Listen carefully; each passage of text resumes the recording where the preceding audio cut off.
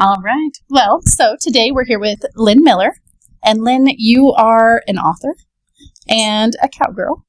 And so why don't we get started with just kind of hearing about your background? So where did you grow up?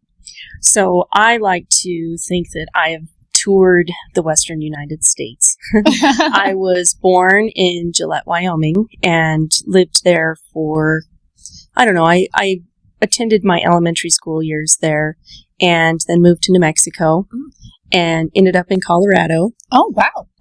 And then I graduated from high school in Idaho. And so that's why I say I like to think that I've been just about everywhere. Yeah.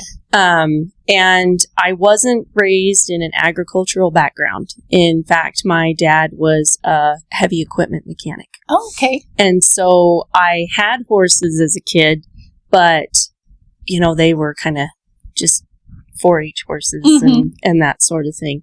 It wasn't until I met my husband in college at College of Southern Idaho that I really was introduced into the ranching background. And it was just the traditional after we got married and, it was being thrown into just thrown into the deep end. Yeah. Sink or swim kind of a deal.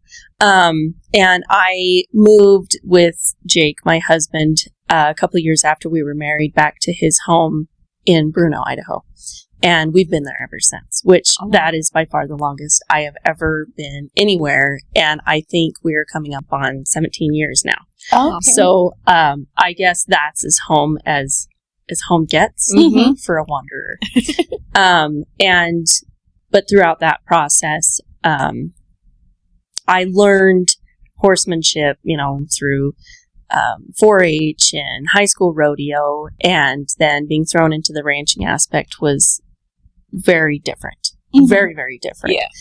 It was learning to ride all over again. So I guess that's kind of my background. As far as getting into writing books, I took a creative writing class in high school, and I loved it. Before that, I didn't like writing thank you letters. Yeah. Like, don't make me write. Yeah. My cursive, I abandoned it in high school because it was annoying. So, that tells you how much thought I put into writing. I've always loved to read. In high school, I took a creative writing class and loved it. It really was, I don't know, it awakened a part of my soul I didn't know I had. However, shortly after graduating, I met my husband and I didn't think about writing again.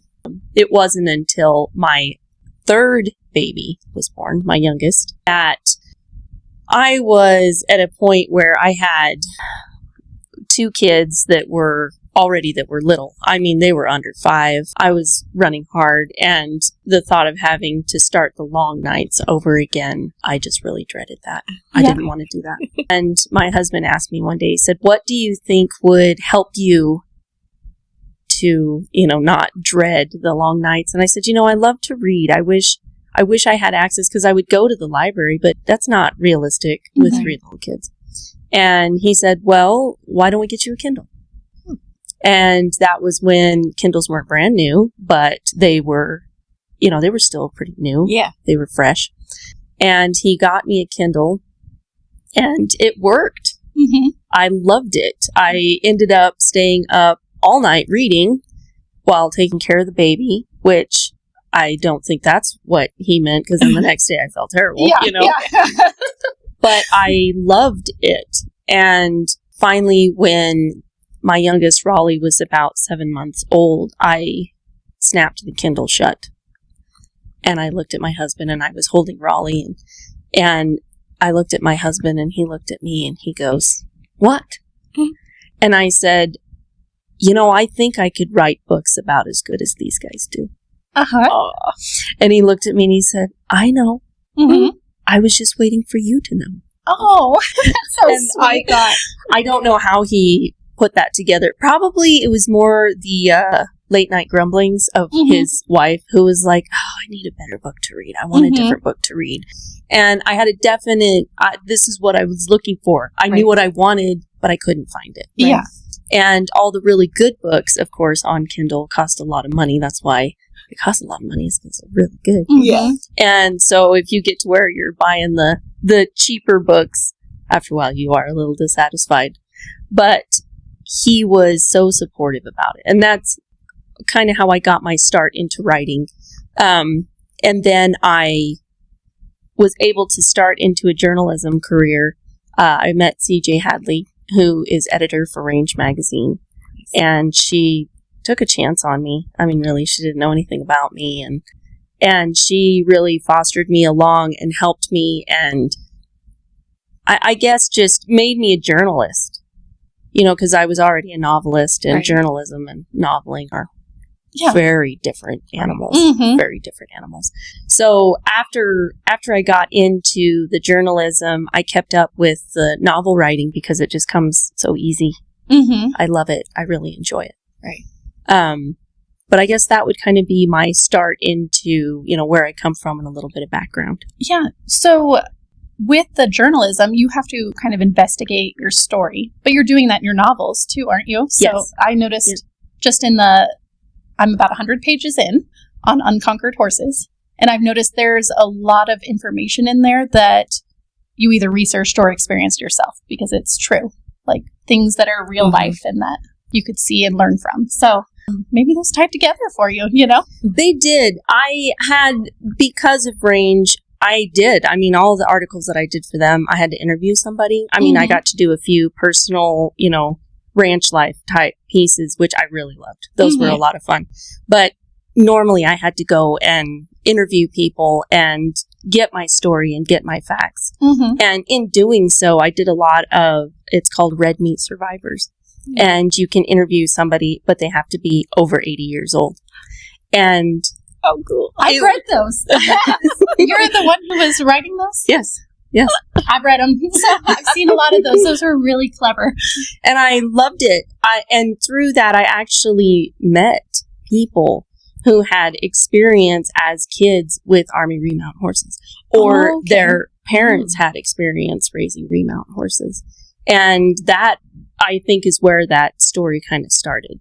Because I thought, back in the day, women weren't allowed to do a ton of the outside things. Men did most of the horse riding and colt starting and they did all of that stuff, and it always intrigued me because every now and again you would interview a woman who had a part in that.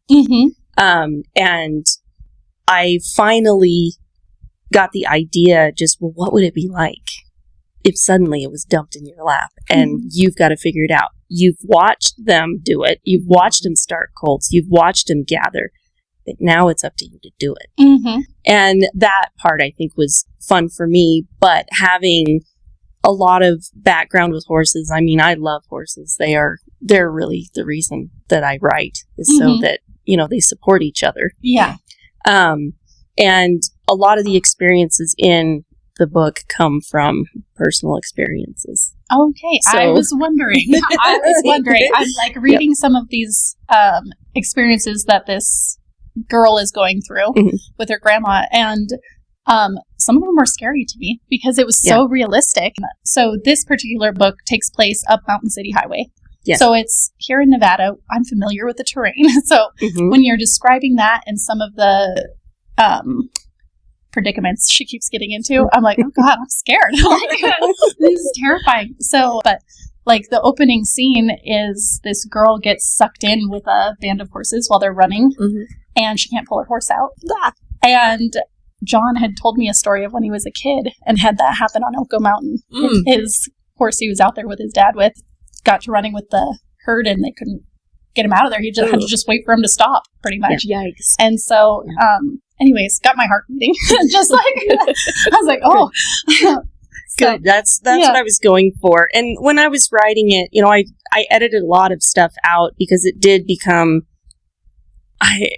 difficult or maybe redundant. I mean, it was a lot of, I wanted people to understand, especially people who don't work with horses, I wanted people to understand what it's like, that it's a job, and it was hot and it was hard and they're girls. And so they don't have that strength that men have. And then to be, if you're bucked off however many times a day, and guess what? You still get to go on to the next one. Mm-hmm. And so there was a lot of things that I edited out just because I didn't want it to be so heavy or, get too long, I guess. Gotcha.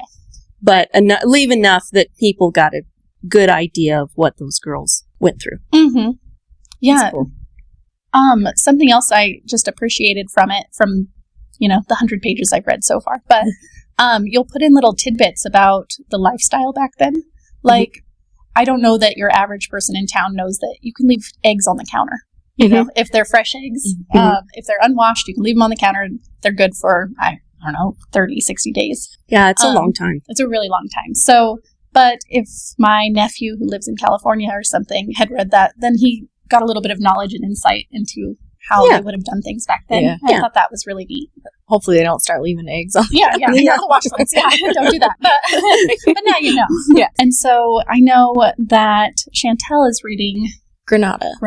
Yeah, which is completely different. So from the Unconquered Horses one. Mm-hmm. So it's more like late 1800s, early 1900s, and Italian mafia, which is really cool. What inspired that? I would like to know that too. To be honest. That was the first book that I wrote. I don't even know where the inspiration came from. And I know that sounds silly, but I was at a point in my life where I needed something. Before my youngest was born, I had a miscarriage between my second and third. And it was devastating. Mm-hmm. It was devastating, but it was one of those emotional times that I don't really even know how to describe it. It's like something ended, but yet there's that hope that something was supposed to come. I mean, it didn't just go away. Yeah. And I think that's really when my husband started encouraging me, because he could see that it wasn't that I was struggling to a point where I was, debilitated or but he knew that I needed something. And so he really encouraged me. And that idea, I don't even know where it came from. And it took me quite a while to write it. Well, I don't know. I say a year and a half. And some people think that that's fast. And some people think that took forever. I don't know. It just depends on your point of view. But I wrote the book, and I had people read it, first readers, and people that knew me. And of course, I wasn't in the writing business. I didn't. In fact, I had my husband's high school English teacher read it. She was the first reader, and my sister. And both of them were like, the story is very good, but it's a little disturbing that it came from you. Where did this come from? Where did this come from? And then the way I worked, the way the mob works in the book, I don't know if it works out in real life. Yeah. But I've told, people will ask, well, where did you come up with that? And I'm like, well, it's how I would do it if it were me. Yeah. Which really scares people. Very scary. People don't like to hear that, apparently. I think I could have been in the mob too. Yeah. And I always think, one of the main characters, his name is Cobby, and he's always there, and he's totally neutral all the time, but he's a super deep feeling person. And I think I wish I had a Cobby that I could just send to do my bidding. Mm-hmm. Be like, hey, go catch some horses. Yeah. Or hey, go drive to town. Yeah. I always wish I had someone like that. Mm-hmm. So I really enjoyed his character just because of that. Yeah. Right. And then I've always just loved the whole outfits and hair and the evening gowns and the music, which I think that was the most fun to research because it was such new territory. I mean, to write a Western for me, I love history. And I love reading history books. I'll go on eBay and find some that haven't been in print for 50 years and I'll buy them. So... when people ask me, what are you reading? I'm like, you'll never find it. Don't bother. Yeah. But that one was fun just to go and do all the research and listen to the music. And I loved that. Yeah. That was by far my favorite part. Yeah. I'm not like an expert on that time period or mob life, but I'm believing what I'm reading. It all sounds like it very well could have been somebody's Could have story. happened. Yeah. Yeah. That's pretty cool. And that's something I like in my novels is I like it to be something that could have happened. Mm-hmm. Mhm. You know, Yeah. I like Yeah. it to be plausible. I hate writing something so far-fetched that it's like, well, you're going to have to really... So sensational. Yeah, exactly. Yeah. It's, good luck believing that. Yeah. Yeah. So- Yeah, it does. It sounds like somebody's story that you're retelling, Mhm. and I can't stop. Yeah. Yeah. Nice. Yeah. I love to hear that. Yeah. So sorry about your sleep deprivation, but Yeah. it makes me happy. Yeah. What else did I have on? So I was telling my dad about it on the way over here. Mhm. And so he was calling and visiting, and I was telling him about all the different scenarios that have happened so far in the book. And some of the things, like I said, they kind of scared me. Like Mhm. the stallion that Mhm. chases her. Mhm. She gets kind of attacked, and we have a pretty docile one at home. Mhm. And I've rode through the pen, and he'll kind of get up on you, and you just whack him and get him off. But this one was like chasing her down, and she's having to run, and it's like terrible country, which, you know, that's Yeah. scary when you're out in the sagebrush. 100%. And she's just trying to fight him off. And yeah, it definitely gets your heart racing, gets you thinking about that time period and how scary, because you can't call 911. Like, Yeah. yeah. So that was another like different part of that book that I thought was really neat. I also liked there's a mail carrier, and it Mhm. kind of like brings us into that. And Ooh. so this man, pretty much Pony Express kind of thing. Right? Yeah. Yep. But he just trots all day long, like Mhm. out trotting through the country, hitting each different ranch and stop, and Seeing then all bringing the mail things. to everybody. Yeah. So Pretty cool. it's been a really cool insight into kind of our area as well, you know, Yeah. like how things might have been run back then. Yeah. Do you think, has your style of writing stayed the same, or has it changed as you've...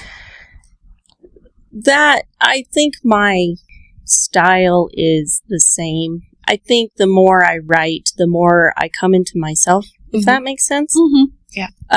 I go back and I read, which surprises people too. I like to reread my novels, not very often. Yeah. But when I spend that much time, I mean, they're kind of real to me. Mm-hmm. I spend a lot of time with them, and, Yeah. and they develop as I write. And so I like to go back and reread them sometimes, Mm-hmm. or reread parts. Yeah. And I went back over kind of late summer and fall last year and reread Granada. Mm-hmm. And I'd just come off of another, Western. It was an old mining town story. And so to change from that and go to Granada, it took me a minute to shift gears. It Mhm. really did. Yeah. But then when I got into it, I loved it. And I'm like, oh, I remember Mm-hmm. all this. I Familiar. remember. But the writing was definitely, I'm a much better writer now. I was wondering Gotcha. if you felt that way or not. I do. Yeah. I feel like I am a much better writer now. Yeah. I feel like editors that edit my books now are far less frustrated than they were Yeah. 11 years ago. Yeah.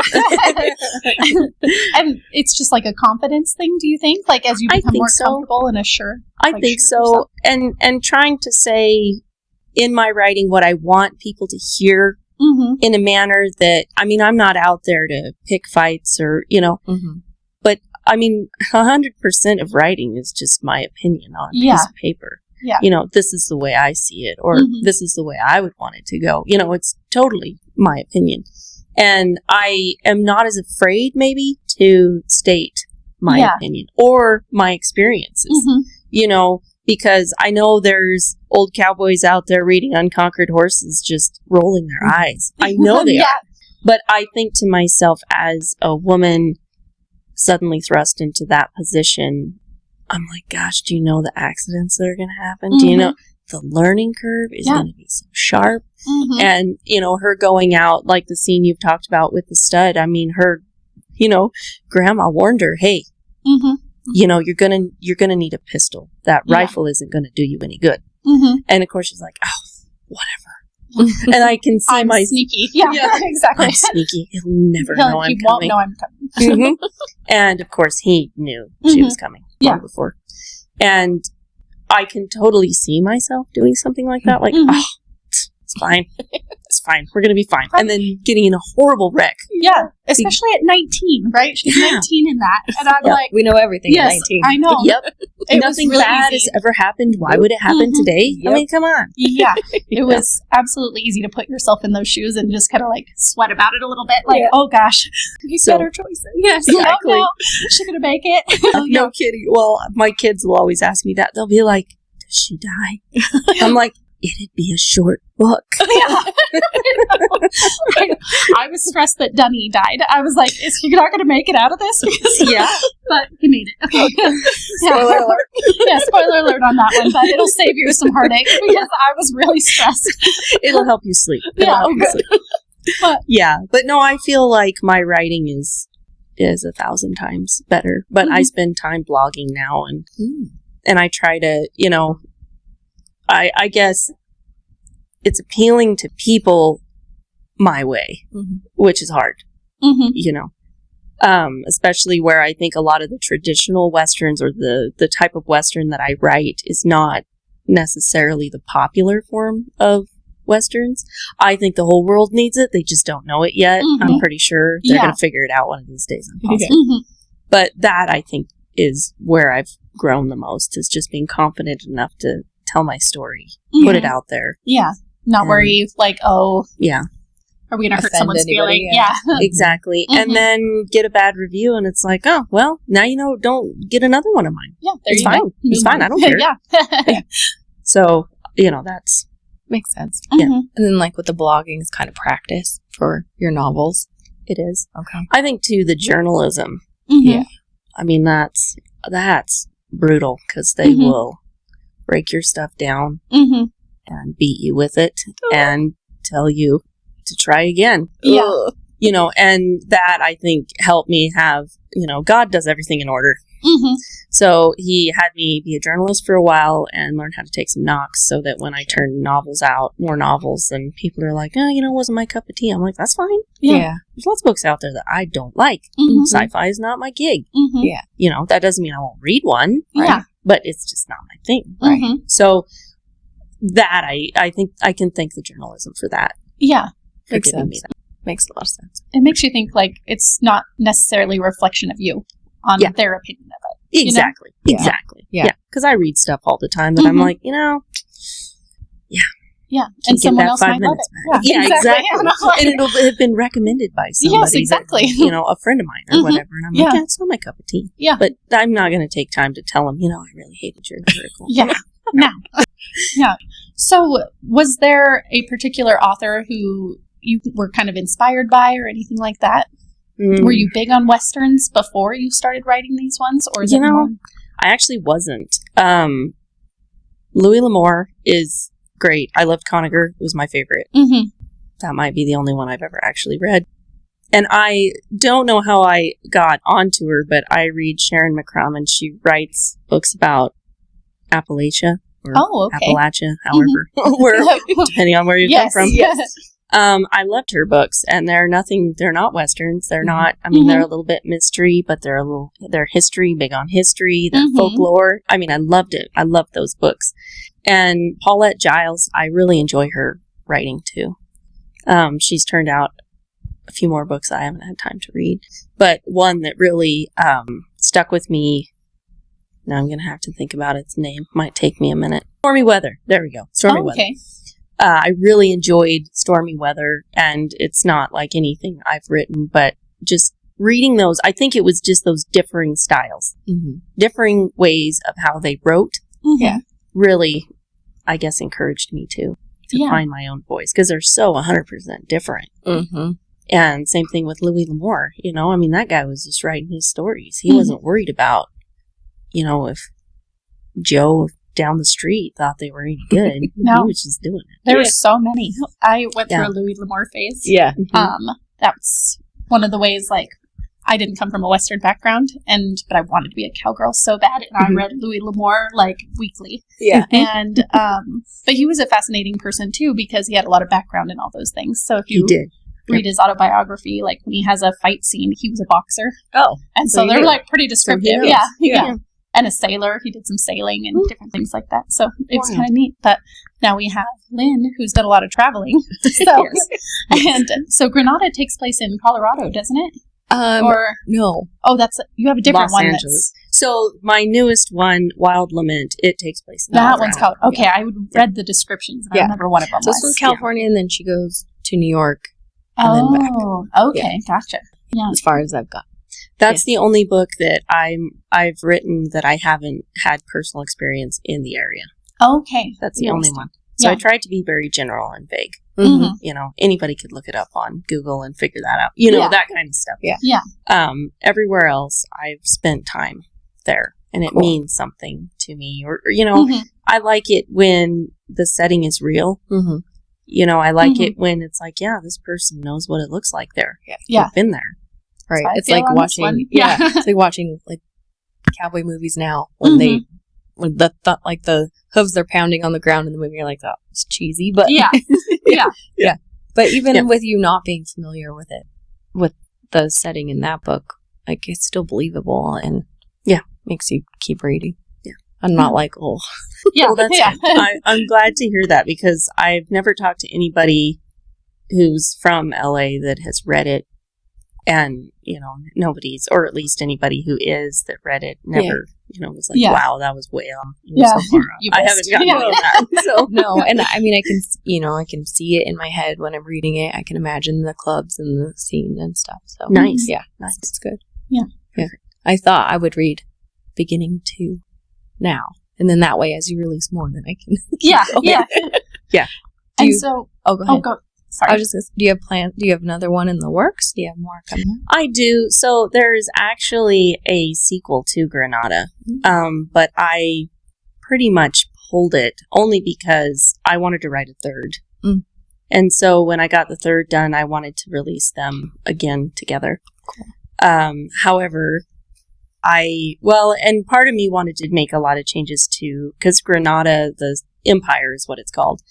When I released it, I think it was my third book.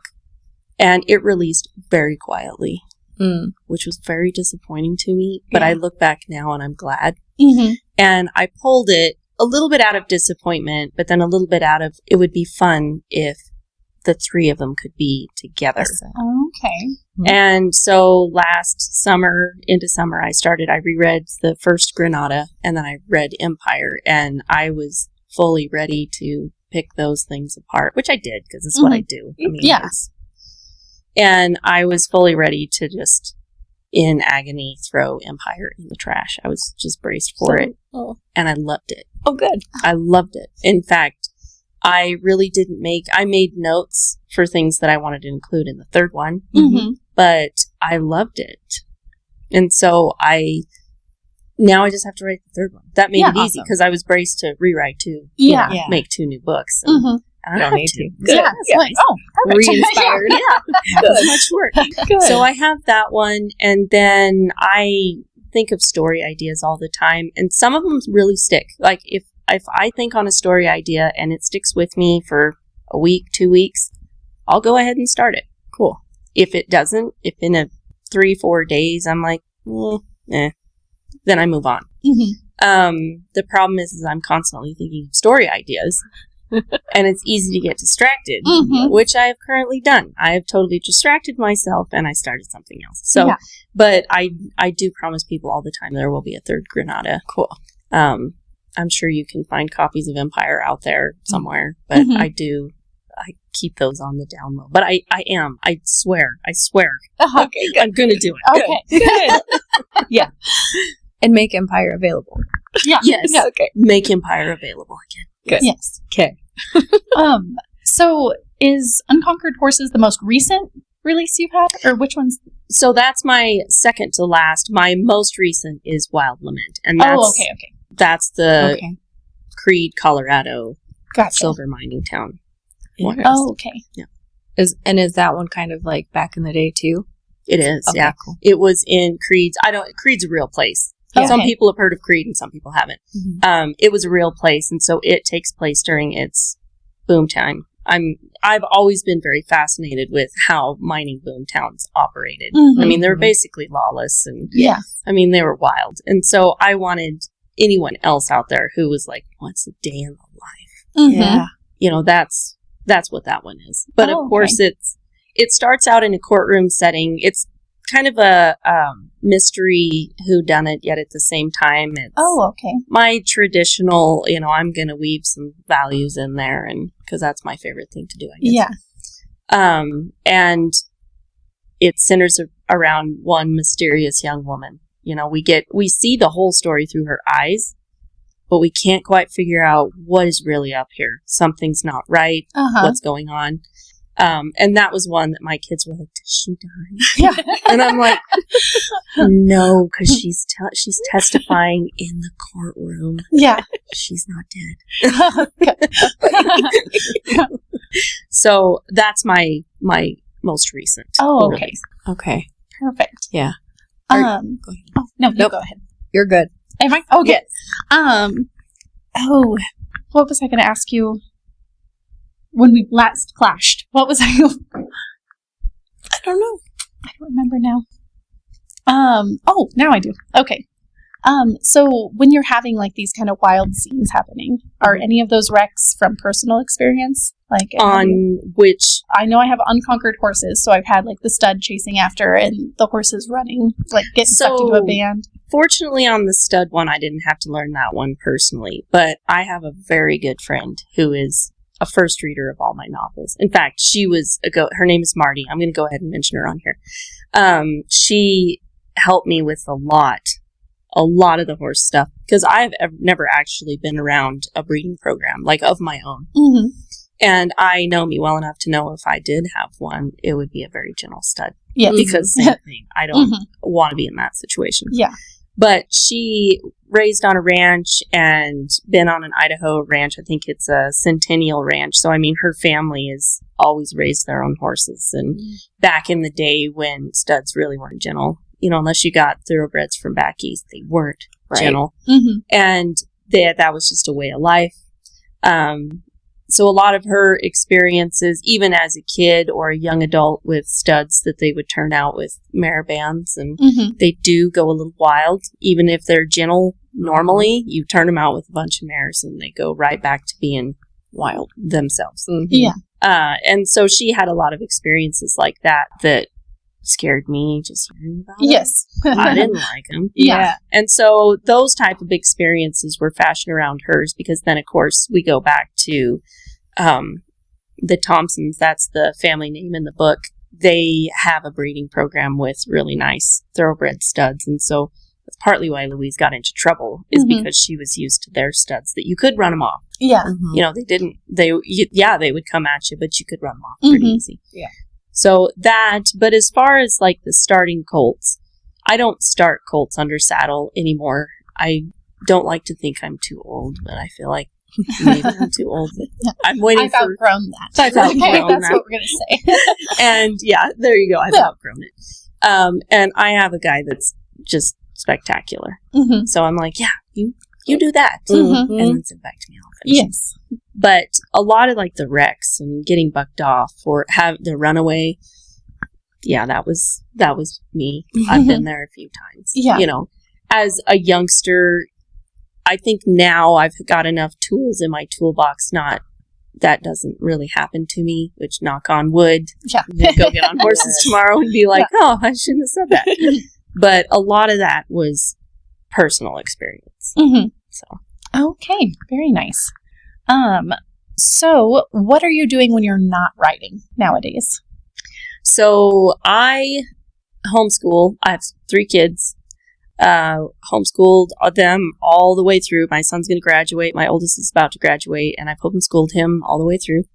And then his sister will graduate not terribly long behind him, and then my youngest not terribly along behind them. So that has been a huge part of my time, for sure. I wouldn't trade it for anything. I would do it all again. Probably a little wiser. I mean, I feel like by the time my youngest graduates, I'm going to be a spectacular teacher. Yes. So, that is a lot of my time. But then my husband and I, we run a cow-calf operation. Cool. And so, I mean, I'm going 100 different directions every day, which is fine. Mm-hmm. It's making my life go by quickly, but that's okay, I guess. And then I do like to train horses. I've always barrel raced. I mean, that was something from my childhood that I just never could quite shake. Yeah, it's a disease. We can't help it. Yeah, and I always think to myself, this horse, I'm just gonna leave it a ranch horse. And that never works. No, like it could turn 3 cans. Like, and they always end up being super willing to do it.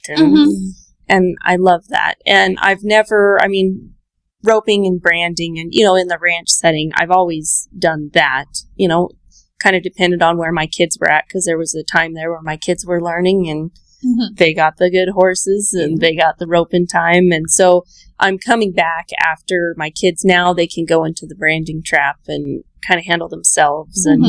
And of course they rope way better than me. Yeah. Kick them on the ground. So yeah. You're ground crew now. You're ground crew. That's right. Yeah. Quit showing off. Yes. And so now I'm kind of able to get back on and start roping again. And my daughter is a phenomenal roper, like breakaway team roping. So I've been taking her to practices and, all kinds of places. Yeah. And I just started roping the dummy with her, and she helps me actually, because she's really, really good at it. And then we started going to practices together. And I started taking a horse, and I found that I really love it. Yeah. I really love it. I am not any good at it, but I doesn't matter. Yeah. I hear you. Yeah.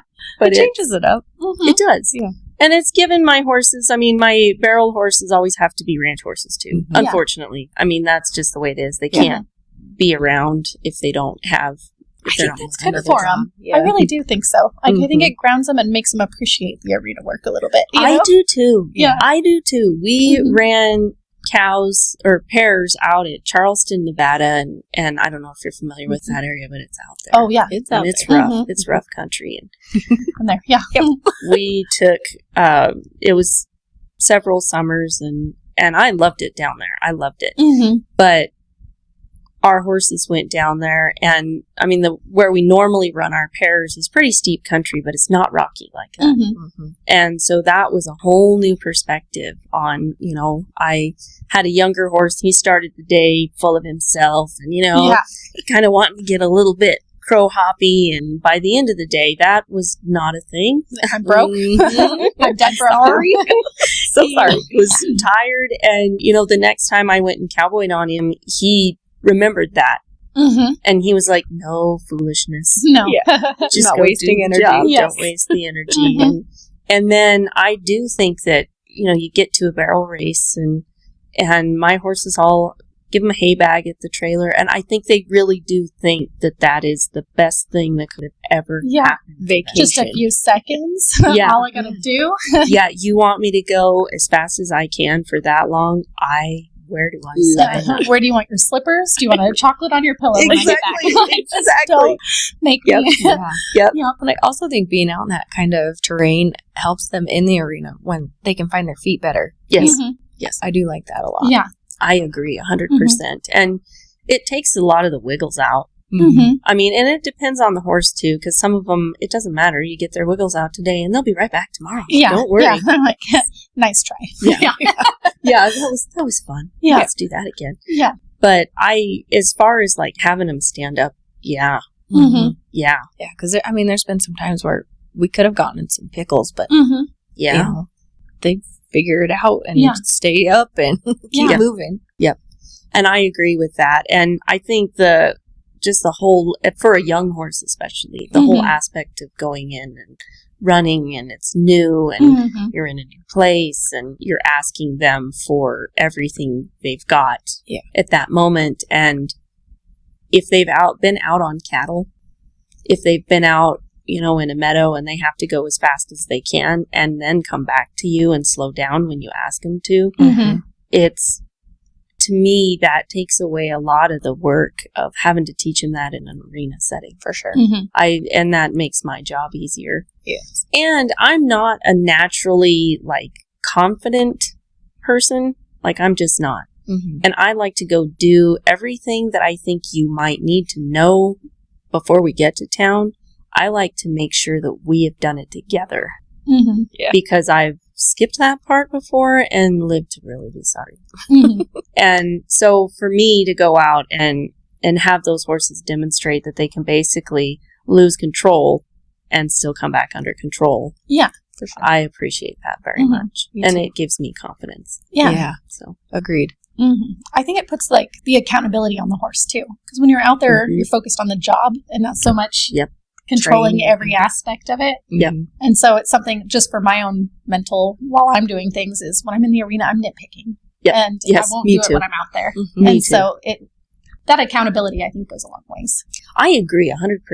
Mm-hmm. I think another thing that's kind of helped me too, I think it's made me appreciate how much horses bridge the gap between what you know and what they know. Ooh, give me chills just saying that. Yes, exactly. Because I will literally catch them catching me making a mistake and Mhm. letting it go. Yeah.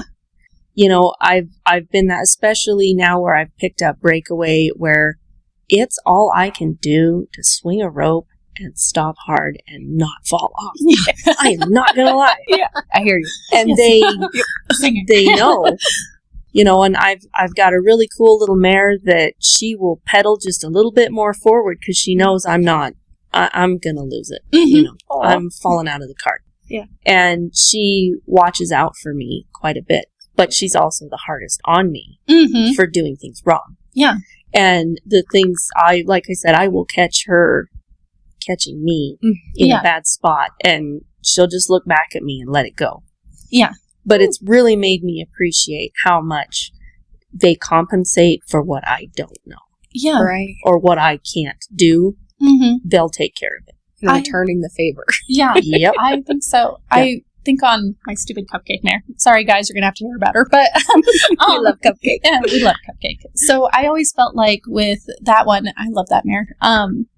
She always babied me when I needed babied, Mhm. but pushed me when I needed push. Mhm. So I'd get challenged. Like we had certain things that would happen. I'd turn before a barrel and stuff, but it was because it was time to step up my game a little bit. Yep. Where when I was really timid coming back from my leg, she would go out there and just trot and like do And her forgive job you, and like, forgive everything. Yeah. And so Yeah. I always appreciate that about horses. Like they know Yeah. when to challenge you and when to When to help back it you up. along. Mhm. Yeah. So And I think the best ones for teaching me that have been mares. I don't know if that's everybody's, but Oh. the ones that have brought me the farthest in the shortest amount of time were mares. mhm. I feel like the geldings I've rode have been just super easygoing, laid back. Even the Yeah. tough ones, the Mhm. hard-headed ones, Yeah. were like, Yeah. Yeah. Very nice. I'm gonna let that go because I just don't want to spend the time. Whereas Yeah. the mares will pick the fight a little bit. Make Mhm. you work for it. Yeah. Mm-hmm. And this one that I have, her name is Donna, but she's got quite a bit of cow in there, Mhm. which I love. She's Yes. so fun to ride, but she's also hard to handle. And she's got a giant motor, Mhm. and she's super athletic, and she's very watchy. And, Mm-hmm. and there's times where if you're out too far over her neck, she's not Mm-hmm. going to let that slide. Yeah. She's going to step out from under you and show you something you didn't Mhm. know, Yeah. which is fine. It's taught me to ride, Mm-hmm. you know, and I've realized through her how sloppy I do ride at times Mm-hmm. Mm-hmm. and how miserable that's got to be for her. Right. Or maybe not, because she doesn't tolerate it. Yeah. So she's I don't like, know. yeah. Get your shit together. Yeah, exactly. Learn to ride, moron. And I have. And now I have a younger sister of hers that is probably the most confident horse I've ever rode. But I think that's a direct correlation of I'm going to get on and I'm going to have confidence in me because that's where it starts. Right. Yeah. And that's helped me. Whereas the geldings I've rode, they're like, yeah, you'll get it eventually. They're there. Hang on. Yeah. Just let me handle it. Yes. I'll handle this for you Yeah. and go back to the trailer. Yes. Oh my gosh. I just love horses. Yeah. They are by far the most giving yet most humbling Mm-hmm. creatures. I mean, the I've had a lot of humbling experiences in my Mhm. life, but the most impressive ones have always been horse taught. Mm-hmm. Yes. always. I feel the same every time. That's, I think, what I like about him, which isn't, I think, something you should like, getting humbled all the time, but too often. Yeah, I get put in my place regularly. Okay, and so it keeps you from getting carried away and grounds you a little bit. You know, seats you in reality. No, I'm trying to think of like these stories. I'm just writing all geldings right now, so it's easy going. Yeah. Well, and I have my geldings, but we had a conversation the other day because I love my cupcake mare, and because of her, I bought another mare, and at this point I'm like, nope, I think it's just Cupcake I like. Like, it's just that one mare, and I think you get that one that you really connect with. Yeah. And then I'm like, after that, I'm a gelding girl, so it's one mare. Yes. You're the only spot in my barn. Yes. And so, that's been usually my feeling about it. I think what softened me is I was, like, my husband and I were like, we don't allow a mare on the place. And then we had young kids that needed to learn how to ride. And there's something about a good mare that just understands what kids need. Yeah. And we ended up buying a mare for my daughter, Rosie, that was hard for me to handle. Like, we got her. I'd been around her a lot. She was a ranch mare. Yeah. I mean, big, beautiful mare. And we decided, that I would just ride her for a while until she was ready for Rosie. And I got on her and realized that day would never come. that was not who that mare was. Mm-hmm. And of course, my Rosie being Rosie, she just loved that mare because she knew that we got her for Rosie. Yeah, but she was huge and she was cowbred, and like she would see, when I was on her, she'd see a Charolais calf in the feedlot and leave. Yeah. I mean, leave. That like, you like could come. Apparition? Seems spooky, suspicious, but she would leave, whether you were coming with her or not. Yes. It was up to you. Mm-hmm. And I told my husband, I'm like, this was a mistake because a friend of ours sold her to us only under the condition that Rosie got her. Mm-hmm. And I said, we probably better get a hold of Steve and possibly maybe do a little tradesy back. Yeah. But Rosie just kept up with her and became her friend. Mm-hmm. And at this point, Rosie was like 8-9 years old, and she's 16 now. But she asked me one day, she's like, can I ride Clifford bareback? And I'm like, no, no. And she just kept after me. And finally one day I let her get on and ride Clifford bareback. And it was at that moment that I realized how intelligent Clifford was, because Rosie was like, let's lope now. And I'm like, let's not. And that horse would get into a really fast trot, and that was the end of it. Mm-hmm. Mm-hmm. And then as time went by and Rosie got more confident, Clifford would lope very slowly bareback. Mm-hmm. And she built her up to the point where they would go out into the hayfield and lope bareback. Mm-hmm. And she was always very careful about how she stopped. She was very careful about how she turned. And I thought to myself, now if it were me out there on Clifford, you'd be in the meadow still. Yeah, exactly. I'd be in a crumpled up little heap somewhere. And then when she started junior rodeoing, that mare would you could watch her do it. Rosie would be going in there like, we're at the NFR, we're going to win this thing, and just riding wild. And you know how little kids will swing their over and under without actually hitting anything? Behind them, yes. Yeah, like the helicopters. Yes. And that horse would get into just a slow lope and just go. And Rosie would get to the barrel and go to make a turn and still be doing the helicopter. Yeah. And that horse would turn as wide as she needed to keep Rosie on her back. Mm-hmm. And there again, if that were me. Yeah. And so we had her, and we still have her. She's just retired now. Yeah. She'll do a little bit of cow work every now and then for somebody that needs some help. But, and then we got another not a young horse. She was 6. Her name was Kiss, and she guided both of my boys through. Mm-hmm. And, junior rodeoed, breakaway, team rope. And these are horses that really don't agree with me. Like Kiss drives me crazy. I triathloned off of her a couple of years ago, and I was like, that's the last time we will be doing that together. But for the kids, they'll do all of it. Mm-hmm. And they just understand. Yeah, I know. And we had geldings that were good. They would go in and they were gentle and broke, but they weren't like, oh no, you're going to fall off. It was like, oh, you fell off, you know? Yeah. And I'm still here. But I'm still here. But, you know, I probably could have stopped that, but I didn't. Mm-hmm. And so that changed my heart, I guess, towards, because as a mom, I'm like, if you're good to my kids, Mm-hmm. yep, sure, you're a saint. You know, Yes. you're going to be, you're up for sainthood. I just Yes. know it. Yeah. And so for me, you work your way into my heart by being good to my kids. Yeah. And so mares, I started giving them a second chance. And then this little mare that I have, Donna, you know, I really appreciate her because she tries so hard to make me better. Mm-hmm. I think out of selfish reasons, she's like, I really don't like it when you do that. Yeah. I'm not here to lose, lady. Here, we're going to do some lessons. I am not here to babysit you. Mhm. I'm here to do a job and you're in the way. So that helped me to kind of change my attitude towards mares. Yeah. It's something we've kind of seen in the industry too, I feel like.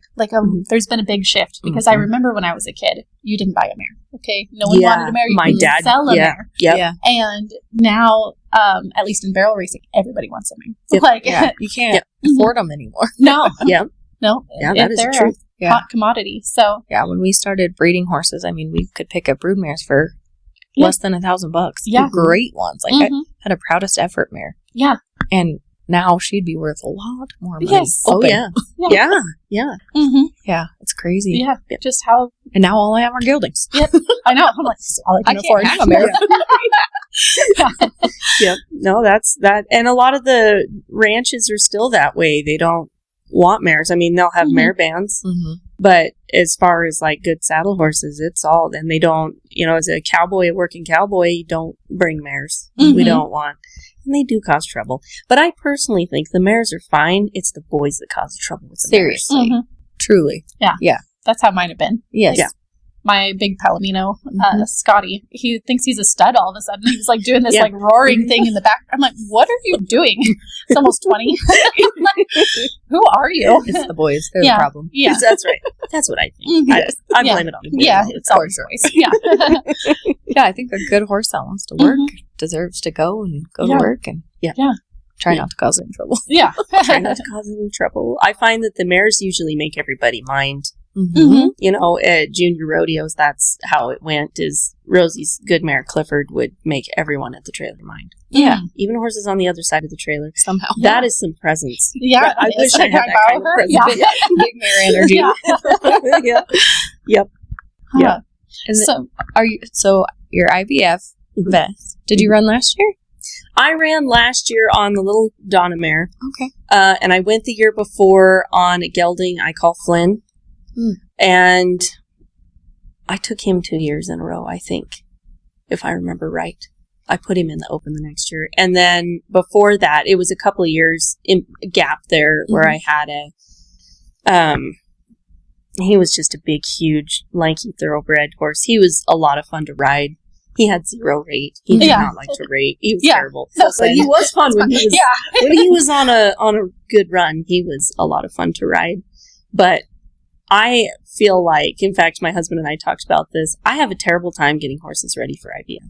I don't know why. I don't know if it's just early in the spring, and by the time we finish cow work, I'm like, oh no, it's a month here. away. Yeah. I haven't actually looked at barrels since October Yeah. or whatever it is. And so I feel like I love going. It's so fun. I love being there, but I just never do very well. Dang it. I blame the ranching. Yeah. 100%. It's gotta be them. that. Yeah. It's them, it's not me. It's your husband. No, That's don't right. blame him. Yeah. He can't defend himself right now. That's right. He's not here right now. Yeah. He can't defend himself. Yeah. Are you doing a lot of feature rating or kind of? You know, I inside? was, and then I just flat ran out of horses. Mm-hmm. Gotcha. The mare I've got now is 7, and then I've got a 5-year-old filly, but I haven't. She's pretty. How do you describe her? She's very confident in like her athleticism. Mm-hmm. It's everything else, Mm. you know. And she's 5, and she started into doing ranch work and stuff. And there's some that I encountered that I'm like, I just don't think pushing you is going to benefit Smart. either of us. Yeah. And she's just a beautiful little mare and can run and can turn. And I mean, she's glorious. I mean, she's probably got the best handle of any horse I've ever trained myself. Mm-hmm. But at the same time, there's just a lot of things that, I mean, the first time we tracked the Helomatic, she got so upset, she started bucking. Oh, okay. And I still couldn't figure, to this day, I mean, she's fine with it now. Yeah. Mm-hmm. But at the time, I really couldn't figure out what part of it upset her so much. Well, wait a minute. And so there's certain aspects of her that I'm like, she's so fun to ride. I mean, go out to the desert, do whatever you want. You can rope off of her, but it's like you'll hit a scenario where it's like, she's like, I've never done that, and it can't be done. I'm positive it cannot be done. Sounds like a trap. Yeah, exactly. Exactly. So I've really kind of backed off of her, I guess. Mm-hmm. Dang. Maybe let her mature a little bit. That's kind of where I'm at. Because the barrels, the pattern itself is fine. Yeah. She's fantastic. It's the rest of it. And she's one of those that I think will run her whole life because she does love it. Mm-hmm. She loves it. Worth the wait. It's worth the wait. And then, too, for me, having kids going into high school rodeo and, I kind of put the brakes on it because it was a choice I made. It was like, well, I either go down this route and really push her and I guess kind of leave the kids back. Because one thing I've learned is it's all a choice. Mm-hmm. You can't do it all. Yeah. And I decided, where she wasn't as confident as I would like to see her when I start hauling, I thought, now this is a good horse for me to just tap the brakes on. Mm-hmm. This is a good one. Because I do love the futurity colts. There's something so addicting to that. Going out and every day they make a little bit of progress, and I do love running. Some days I just want to get on my gelding and just go run. I'm done training. I just want to go have fun. But for me, a lot of the reward is gone because I love the training. Gotcha. That is where I'm at. Yeah, makes sense. Mm-hmm. Do you have a favorite bloodline that you guys look for? Or? Right now, I'm riding some Frenchman's Guy with more cow, and they are lots of pony. Mm-hmm. I really like them that way, but that's because I go use them for ranch work, and I like horses that I can go sword on, and those don't miss anything. Yeah. Even the stuff you didn't necessarily need them to see. Yeah. They didn't miss it. They saw it. Right now, those are what I'm writing, but I'm always open. I love trying new bloodlines. I love it. Yeah. And I've rode straight run and bred horses, and I loved their qualities too.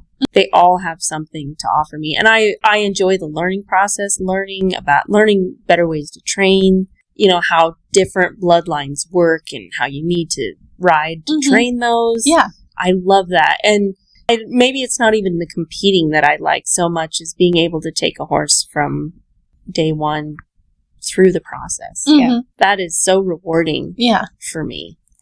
Yeah. I think just for myself, for why I like barrel, I like the picking at. Can I get a little bit better? Just a little bit better if I tweak this or if I do this a little differently. Yep. And I like how you try all your different bloodlines because it's almost, we're doing it for science. Okay. Yeah. And that's really where I'm at. Is it's really for science. Yeah. I need a new horse for science. Exactly. Exactly. I need to know how this one works. Exactly. So, yeah. We're not addicts. We're scientists. No, scientists.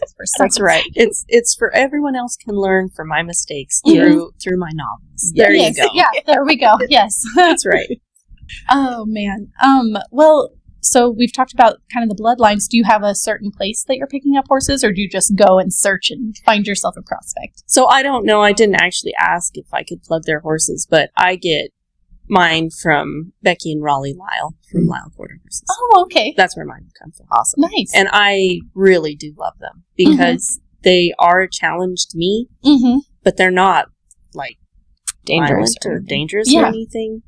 And one thing about them is they will learn it however many different ways you need to teach it. And the gelding, the first horse that I got from him, he's 9 now. And he was so good about how, I thought, because I had come off of run and bred horses and moved on to him. And I was more of the, all right, well, we really need to instill some rate, because the last one I'd had really didn't want to rate. No, yeah. And so I really, really picked at him over rate, which now I look at his siblings and I'm like, that was already there. Yeah, I didn't even have to work that hard. And he put up with it. Mm-hmm.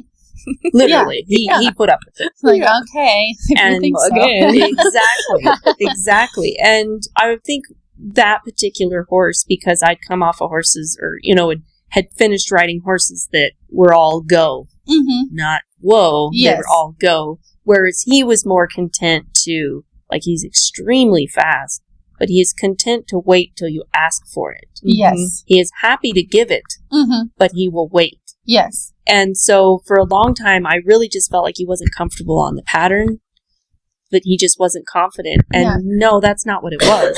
He was waiting for me. Okay, so where we left off was we were talking about your horses from Becky and Raleigh. I didn't know that they had Frenchman's Guy in there. They do. I probably shouldn't even be telling people, because then my outlet. Yes, now you know. But they do. They have, his name is French Flit J. Oh, okay. And he's a beautiful buckskin. He is gorgeous. Gotcha. And my buckskin that I have looks a lot like him. I don't think he's as tall. Gotcha. But he's beautiful. And then the filly that I have, the 5-year-old, they're basically the same build. She's just a sorrel with lots of chrome. I mean, I love her. She's just the prettiest little mare I think I've ever seen. I love her. And she's fun to ride, and I like it because you don't have to pedal them.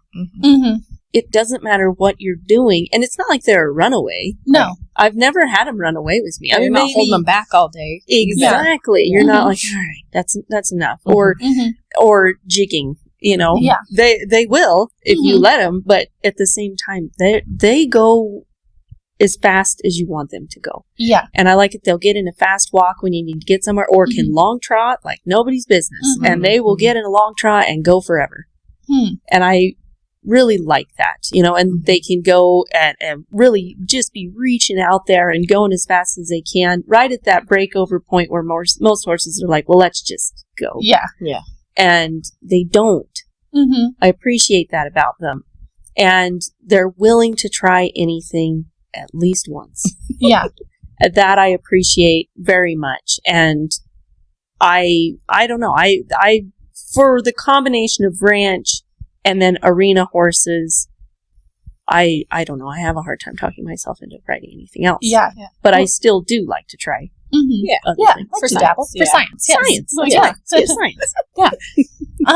And they're like, what else I like about, a lot of the programs in northern Nevada is most of the horses and the foals are all born out. They're out. That has been one of the best things that I've found is they stand up. They stand up. And Raleigh takes the time to hobble them, which as I never thought that would be something that I appreciated. And I do, because I've hobble broke horses of my own, and I hate it. I hate it. And then too, they'll be trotting out through the desert, and you know how it is out here. Somebody will take a fence down and some of the wire's still there 50 years later. Yeah. And I've had horses going at a nice long trot, good clip, and walk into wire and stop. They don't, and they just stand there and they wait for you to fix it. And I appreciate that so much, because I've had horses that were not hobble broke, had not had enough of that done with them, and they get in that wire and they panic. Yeah. So there's a lot of their program that just really sits well with me. And they're not afraid. Last summer, my husband and kids, they were all team roping in a local rodeo, just a county fair rodeo. And it was dark. And my daughter forgot something in the pickup. And so I said, well, and I had just taken him, just Flynn, to keep me company, and then I wouldn't have to walk everywhere.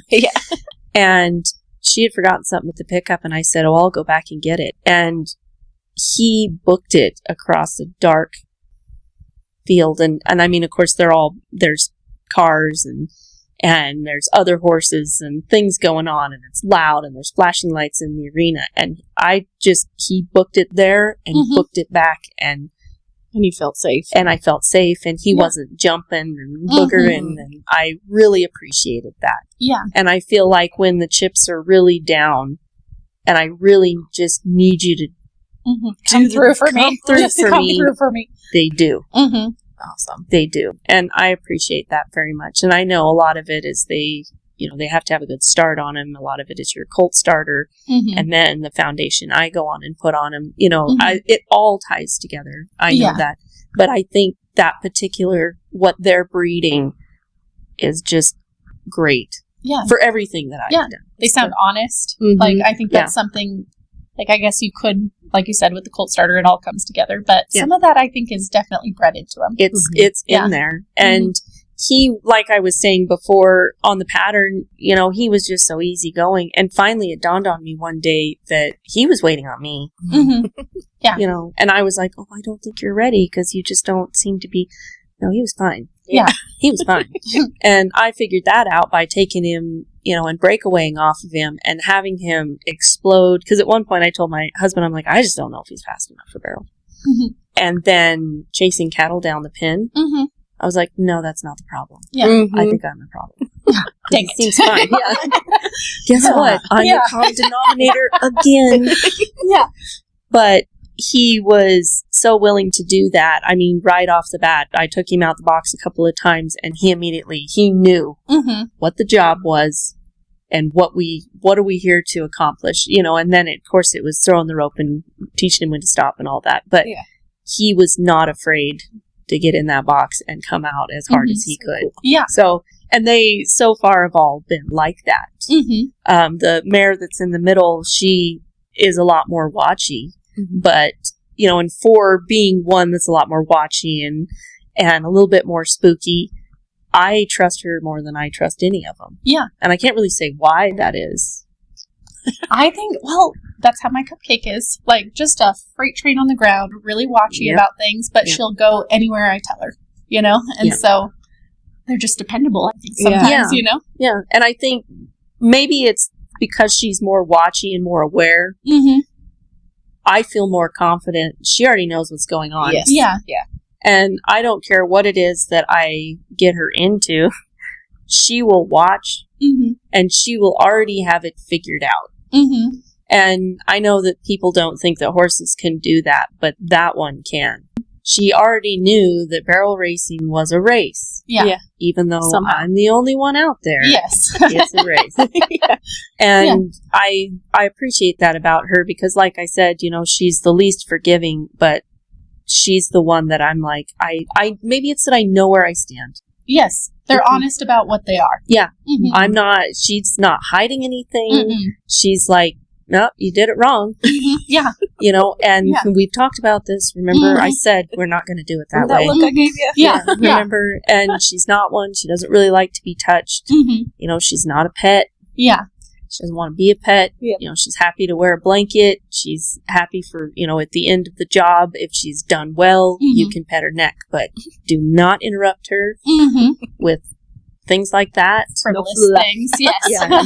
No fluff, and like sorting cows and things like that. She's very to the point. And, don't interrupt her. Yeah. If you do, she gets very cranky. I've had her reach back and bite at me before to correct my behavior. Which I am like, aren't I supposed to be correcting your behavior? Yeah, wait a minute. Who's in charge here? Who's in charge here? But I do feel like when it comes down to trusting one of them with my life, I do trust the other two. But there's something about her that I'm like, I fully, you have my life in your hands. Yeah. Yeah. That's cool. Absolutely. Yeah. And so, how many head do you guys have? Got a big family, and you're working. So, how many do you have right now? That's a number I try not There's to a add number up we don't in talk my about. head. Yeah, is that a secret? Oh, Are they all the same color? Yeah. How are we outing you? Yeah, I was going to say some of them are the same color, and I swear they're the same horse. Yeah. Actually, I think my husband has a way worse horse addiction because he got into Belgians. Drafting. Interesting. Yes. And so we have a bunch of young Belgians around, which I actually really enjoy Belgians because they're, you think in terms of saddle horse, like they're spooky, they're watching, you gotta mind your P's and Q's. Yeah. Belgians aren't like that at all. Cool. They are there and you are there with them and they don't care. It's like the Holstein versus like an Angus a little bit, right? Yes, like as far as demeanor. 100%. Yeah. And I had somebody explain it to me. They're like, well, think of it like this. Would you want your Belgian horses to act like your saddle horses? And I'm like, no, I would not. No, that'd be terrifying. Yeah. They would not be on my place. And they were like, well, there you go. Interesting. And so they're easy to catch. They're easy to be around. They're very super friendly. They're in your face all the time. And so he's got his little Belgian project. And so we try not to count those. Makes sense. Maybe we should count them among the tractors. Yes. Yeah. They're heavy equipment. Yeah. Literally. They don't. But I think, gosh, we've got to be around 12 horses. Because we've got some young ones too that aren't started, and so we don't count those. Oh yeah, those don't count. That's like those half don't a horse. count. Yeah. Yeah, that's They don't eat that much. Yeah. They don't. No. No. And like that, like my daughter, I think she's probably going to use the two kids that are going to high school and then junior high rodeo are going to share some of my horses just because they're farther along. Otherwise, we need more horses. Right. Yeah. For science. For science. For science.